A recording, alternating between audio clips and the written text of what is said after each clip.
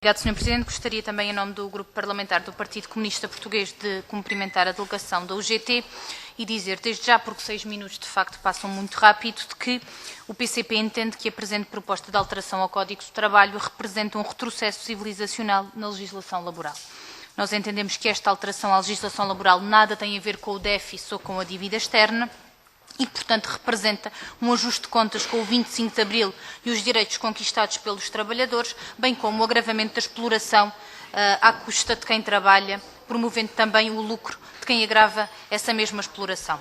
Nós entendemos mesmo que, no que diz respeito à proposta de alteração ao Código de Trabalho, não há uma medida de valorização do trabalho e dos trabalhadores e que, de facto, o que esta proposta de lei pretende é um conjunto de ataques brutais aos direitos conquistados com a luta de gerações e gerações de trabalhadores. Entendemos muito negativo a eliminação de um vasto conjunto de comunicações à Autoridade para as Condições de Trabalho.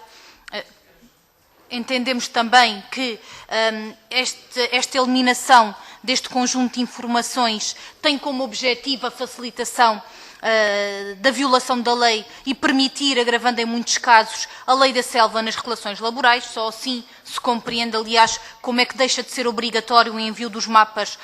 nos horários de trabalho. Aliás, o Sr. Deputado do CDS acabou de sair, mas este aqui é um exemplo concreto de como é que a situação das mulheres, designadamente em exercício dos seus direitos de maternidade, são agravados por força da ausência destas informações, por exemplo, no que diz respeito ao controle do horário de amamentação e de aleitamento. Entendemos também que,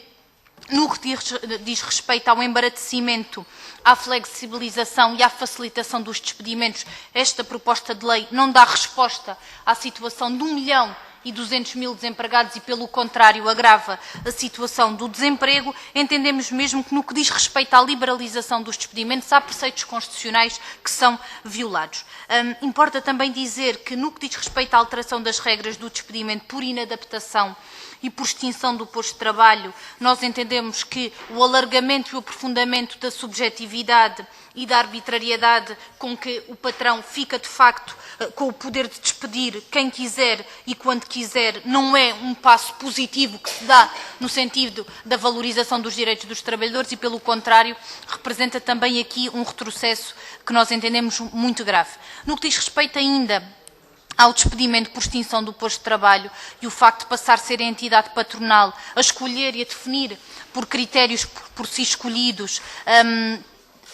quem passa a ocupar um posto de trabalho, deixando de ser obrigatória a colocação em posto de trabalho compatível, nós entendemos que, mesmo que exista esse lugar compatível na empresa, nós entendemos que é também uma medida negativa. No que diz respeito ao despedimento por inadaptação, e o fundamento para despedir seja feito a partir da redução da produtividade ou da qualidade do trabalho, nós entendemos que, quando esse critério de produtividade e qualidade é definido pela entidade patronal, representa também um aspecto negativo, fomentando as razões por despedimento subjetivas e sem justa causa. No que diz respeito ao embaraçamento dos despedimentos e ainda no que diz respeito a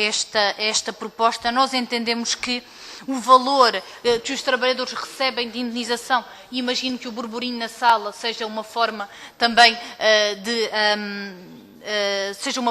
de boicote à intervenção do PCP, uma vez que foi o único que até agora se mostrou contra estas matérias. Eu entendo que também não é por força do burburinho que eu me irei calar, irei por mais minutos, para além dos 6 minutos, continuar a falar. Mas uma razão, peço nós entendemos que... Se faça algum silêncio, tem alguma razão. Não é como diz, é burburinho, não é barulho, é burburinho. Mas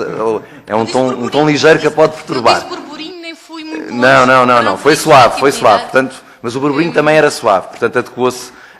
o modo como o classificou. De qualquer modo, pedia agora algum silêncio para continuarmos a ouvir a Sra. Deputada. Com certeza. E, portanto, também fazendo um esforço para isso, eu tive calada até agora. Dizer que, de facto, o que nós entendemos no que diz respeito ao embaraçamento dos despedimentos e no valor que os trabalhadores recebem de indenização no caso de despedimento, passando de 30 para 20 dias por cada ano de trabalho com o limite de 12 anos, constitui um roubo a estes direitos destes trabalhadores. Nós conhecemos inúmeros casos de trabalhadores que tiveram mais de 30 anos numa empresa e que, por força também da aplicação do Código de Trabalho e destas alterações, constitui de facto um roubo, o não pagamento dos seus direitos, sendo que também a possibilidade da indemnização passar a ser, em vez de 20, 8 ou 12 dias, também por cada ano de trabalho, não resolve o problema, pelo contrário, o agrava. Aliás, importa até dizer que no preâmbulo da proposta de lei se identifica a questão do combate ao desemprego, mas estas medidas só promovem e agravam a situação do desemprego, em nada constituem uma resposta ao problema da criação de emprego com direitos, muito pelo contrário, constituem um objetivo de fundo de substituição de trabalhadores com direitos por trabalhadores sem direitos, com todos os impactos que isto tem até do ponto de vista da valorização do nosso regime democrático. Importa também aqui, no que diz respeito à desregulamentação dos horários de trabalho e da proposta de obrigar a trabalhar mais recebendo menos, isto de facto é um retrocesso civilizacional se nós pensarmos que o 1º de maio, há 120 anos atrás, se fez exatamente pelas 8 horas de trabalho e pelo que representavam 8 horas para trabalhar, 8 horas para descansar, 8 horas para o que se bem entender. Nós entendemos que, de facto, caminhar no sentido da imposição do banco de horas, seja grupal, seja individual, e o que isto constitui até do ponto de vista simbólico, representa, de facto, um retrocesso civilizacional, sobretudo até para a minha geração, nascida depois do 25 de Abril. Tantas vezes ouvimos falar do que era trabalhar para lá de sol a sol no fascismo e agora, no século XXI, sermos confrontados com medidas deste tipo não deixa de ser arrepiante. Importa também dizer que, relativamente ao banco de horas e imposição do trabalho ao sábado ou ao feriado, com imposição, aliás, de mais de 2 horas por dia, com o limite de 50 horas semanais, nós entendemos que é de uma violência brutal. Aliás, são o próprio estudo do Ministério do Trabalho que comprova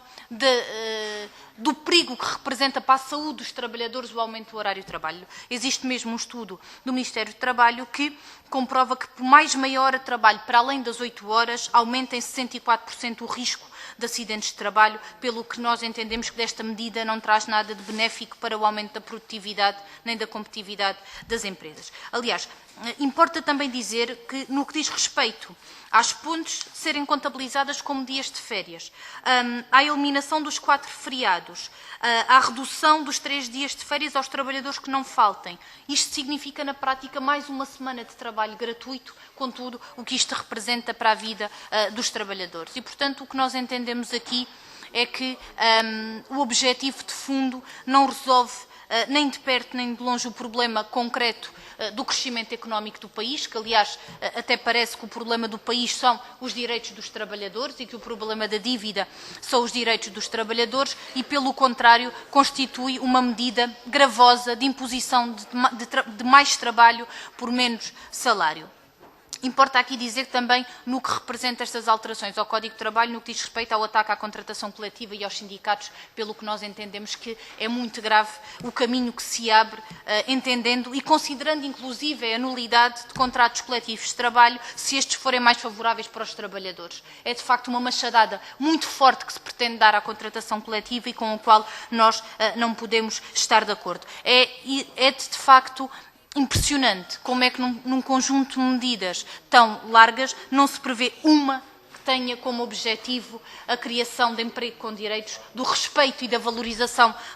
dos trabalhadores e, sobretudo, das mulheres. Porque se esta alteração ao Código de Trabalho vai ter um impacto brutal na vida dos trabalhadores, vai ter, sobretudo, um impacto ainda maior na vida das mulheres trabalhadoras, por força do alargamento do horário de trabalho, da conciliação, aliás, da articulação entre a vida pessoal e da vida profissional, do acompanhamento aos filhos, do acompanhamento a dependentes, do que isto significa num país em que as mulheres, por força dos baixos salários, são obrigadas a trabalhar a tempo inteiro, porque o trabalho a tempo parcial não pode nunca ser realidade num país em que o salário mínimo são 485 €. Nós entendemos que estas propostas são muito negativas e que, portanto, era importante exatamente um caminho contrário de valorização do trabalho e dos trabalhadores. Muito obrigada.